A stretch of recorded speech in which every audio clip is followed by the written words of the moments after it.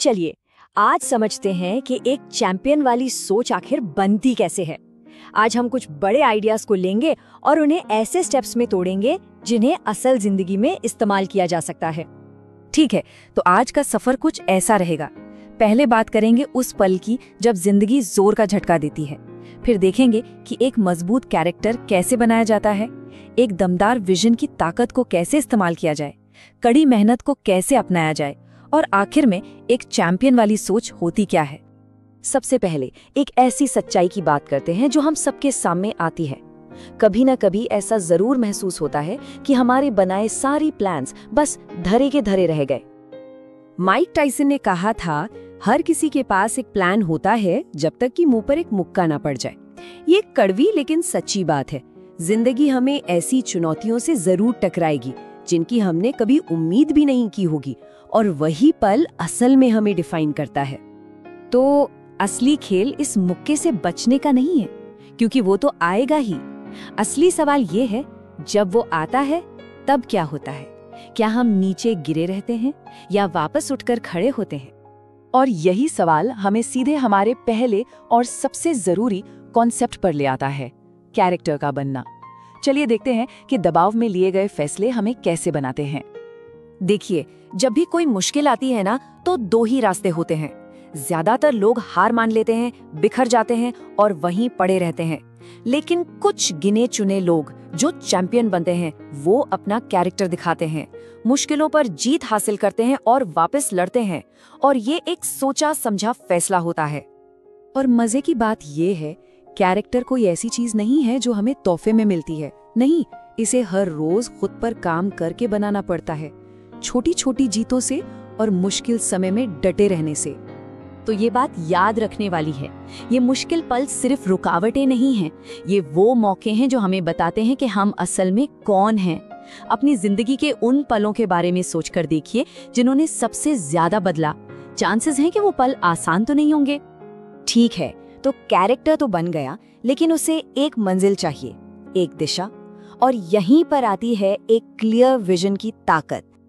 इस आइडिया को और अच्छे से समझने के लिए आर्नोल्ड श्वार्ज़नेगर की कहानी से बेहतर और क्या हो सकता है? जरा सोचिए, दूसरे विश्व युद्ध के बाद का ऑस्ट्रिया, हर तरफ निराशा, बेबसी और गरीबी का माहौल।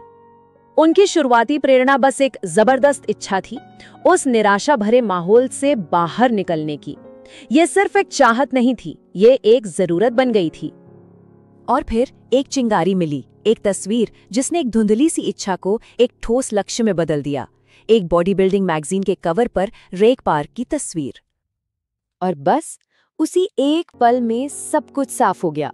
ये उस बदलाव को दिखाता है जब कोई बिना लक्ष्य के भटकने के बजाय एक साफ और प्रेरणा देने वाली मंजिल की ओर बढ़ जाता है।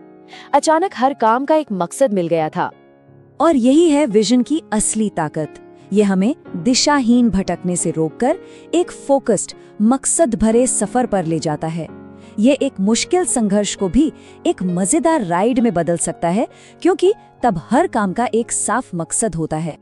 चलो, विजन ने मंजिल तो दिखा दी, लेकिन उस मंजिल तक का रास्ता, वो तो कड़ी मेहनत से ही बनता है।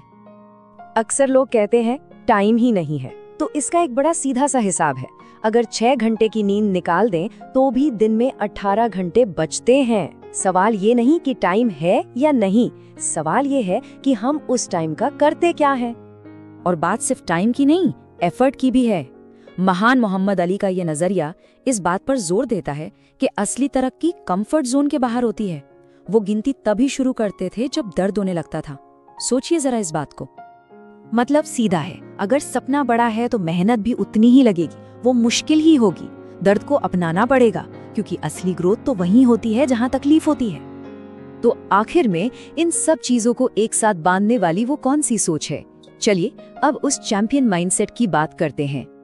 यहाँ एक बहुत बड़ा फर्क है। क्या हम छोटे छोटे लक्ष्य बनाते हैं, फेल होने से डरते हैं और बस किसी तरह जिंदा रहना चाहते हैं, या फिर हम सितारों को छूने का सपना देखते हैं और ये मानकर चलते हैं कि गिरना तो इस प्रोसेस का ही एक हिस्सा है? और इसी सोच से ना फेलियर शब्द का मतलब ही बदल जाता है। असल में फेलियर वो नहीं है कि कोई गिर गया, असली फेलियर तो तब है जब कोई गिरकर दोबारा उठे ही नहीं। तो हम घूम फिरकर वहीं आ गए जहां से शुरू किया था, और आखिर में सब कुछ इसी एक सवाल पर टिक जाता है। जब जिंदगी अपना सबसे जोरदार मुक्का मारेगी, और यकीन मानिए वो मारेगी जरूर, तब पता चलेगा कि हम असल में किस चीज के बने हैं।